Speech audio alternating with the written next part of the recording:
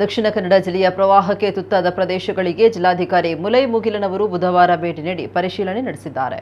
ಬಂಟ್ವಾಳ ಉಪ್ಪಿನಂಗಡಿಗೆ ಭೇಟಿ ನೀಡಿ ಪರಿಶೀಲನೆ ನಡೆಸಿದ ಜಿಲ್ಲಾಧಿಕಾರಿ ಮುಲೈ ಮುಗಿಲನ್ ಸಂತ್ರಸ್ತರ ನೆರವಿಗೆ ಧಾವಿಸುವಂತೆ ಅಧಿಕಾರಿಗಳಿಗೆ ಸೂಚನೆ ನೀಡಿದ್ದಾರೆ. ನಿನ್ನೆ ಸುರಿದ ಭಾರೀ ಮಳೆಗೆ ಹಲವು ಕಡೆಗಳಿಗೆ ನೀರು ನುಗ್ಗಿ ಅಪಾರ ಹಾನಿಯಾಗಿದೆ. ಈಗಾಗಲೇ ಹಾನಿಗೊಳಗಾದ ಪ್ರದೇಶಗಳಿಗೆ ಅಧಿಕಾರಿಗಳನ್ನು ಕಳುಹಿಸಲಾಗಿದೆ. ನಷ್ಟದ ಮಾಹಿತಿಯನ್ನು ಕಲೆ ಹಾಕಲಾಗ್ತಾ ಇದೆ. ಹಾನಿಗೊಳಗಾದವರಿಗೆ ತಕ್ಷಣವೇ ಪರಿಹಾರವನ್ನು ನೀಡಲು ವ್ಯವಸ್ಥೆ ಮಾಡಲಾಗಿದೆ. ಎನ್ಡಿಆರ್ಎಫ್ ಮೂಲಕ ಪರಿಹಾರವನ್ನು ಒದಗಿಸಲಾಗುತ್ತೆ. ಉಪ್ಪಿನಂಗಡಿ ನೇತ್ರಾವತಿ ನದಿ ತಟದಲ್ಲಿ ಹೋಮ್ ಗಾರ್ಡ್ಗಳನ್ನು ನಿಯೋಜಿಸಲಾಗಿದೆ. ಎನ್ಡಿಆರ್ಎಫ್ ತಂಡವನ್ನು ಸಮೀಪದಲ್ಲೇ ಸನ್ನದ್ಧ ಸ್ಥಿತಿಯಲ್ಲಿ ಇರಿಸಲಾಗಿದೆ ಅಂತ ಜಿಲ್ಲಾಧಿಕಾರಿ ಮುಲೈ ಮುಗಿಲನ್ ಮಾಹಿತಿ ನೀಡಿದ್ದಾರೆ. ಬೀಚ್, ಪ್ರವಾಸಿ ತಾಣಗಳಲ್ಲಿ ರೀಲ್ಸ್ ಮಾಡಿದರೆ ಪ್ರಕರಣ ದಾಖಲಿಸಲಾಗುವುದು ಅಂತ ಹೇಳಿದ್ದಾರೆ. ಅಪಾಯಕಾರಿಯಾದ ಜಾಗದಲ್ಲಿ ಜಾಗೃತಿ ಎಚ್ಚರಿಕೆ ಫಲಕ ಅಳವಡಿಸಲಾಗಿದೆ. ಕಾನೂನು ಮೀರಿ ರೀಲ್ಸ್ ಅಥವಾ ಸಾಹಸ ಮಾಡಿದರೆ ಎಫ್ಐಆರ್ ದಾಖಲಿಸಲಾಗುವುದು. ಪ್ರಾಕೃತಿಕ ವಿಕೋಪ ಯಾವಾಗ ಹೇಗೆ ನಡೆಯುತ್ತೆ ಅನ್ನೋದನ್ನು ಹೇಳೋಕ್ಕಾಗಲ್ಲ. ಈ ಬಗ್ಗೆ ಎಚ್ಚರಿಕೆಯಿಂದ ಇರಬೇಕು ಅಂತ ಹೇಳಿದ್ದಾರೆ.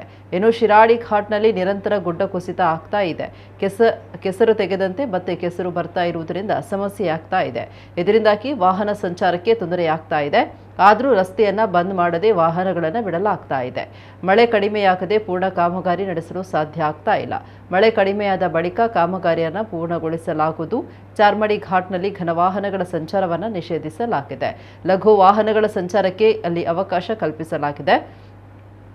ಮಾಣಿ ಮೈಸೂರು ರಸ್ತೆಯಲ್ಲಿ ಎಲ್ಲ ತರಹದ ವಾಹನಗಳ ಸಂಚಾರಕ್ಕೆ ಅನುಮತಿ ನೀಡಲಾಗಿದೆ. ವಯನಾಡಿನಲ್ಲಿ ಜಿಲ್ಲೆಗೆ ಸಂಬಂಧಪಟ್ಟವರಿದ್ದರೆ ಅವರ ಮಾಹಿತಿಯನ್ನು ಜಿಲ್ಲಾ ಕಚೇರಿಗೆ ನೀಡಲು ಸೂಚಿಸಲಾಗಿದೆ. ಅಲ್ಲದೆ ಜಿಲ್ಲಾ ಕೇಂದ್ರದಲ್ಲಿ ಸಹಾಯವಾಣಿಯ ವ್ಯವಸ್ಥೆಯೂ ಕೂಡ ಇದೆ. ಈವರೆಗೆ ಜಿಲ್ಲೆಯಿಂದ ಈ ಬಗ್ಗೆ ಯಾವುದೇ ಮಾಹಿತಿ ಬಂದಿಲ್ಲ ಅಂತ ಜಿಲ್ಲಾಧಿಕಾರಿ ಹೇಳಿದ್ದಾರೆ.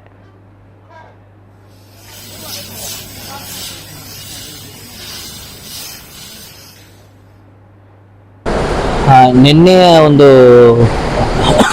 ಭಾರಿ ಮಳೆಯಿಂದ ನೇತ್ರಾವತಿಯಲ್ಲಿ ನೀರು ಹೆಚ್ಚಿನ ಮಟ್ಟಕ್ಕೆ ಹರಿತಾ ಇರುವಂಥ ಒಂದು ಹಿನ್ನೆಲೆಯಲ್ಲಿ ಹಲವಾರು ಕಡೆ ಏನು ಬಂಟ್ವಾಳಲ್ಲಿ 2-3 ಕಡೆ ಮತ್ತು ಉಪ್ಪಿನಂಗಡಿ ಮತ್ತು ಬೆಳ್ತಂಗಡಿಯಲ್ಲಿ ಒಂದು ಸ್ಥಳದಲ್ಲಿ ಈ ಥರ ಹಲವಾರು ಕಡೆ ಏನೇನು ಹಾನಿಗಳಾಗಿದ್ದಾವೆ, ಯಾವ ರೀತಿಯ ಸಮಸ್ಯೆಗಳಿದೆ ಅಂತ ನಾವು ವೀಕ್ಷಣೆ ಮಾಡಲು ಇವತ್ತು ಬಂದಿದ್ದೀವಿ.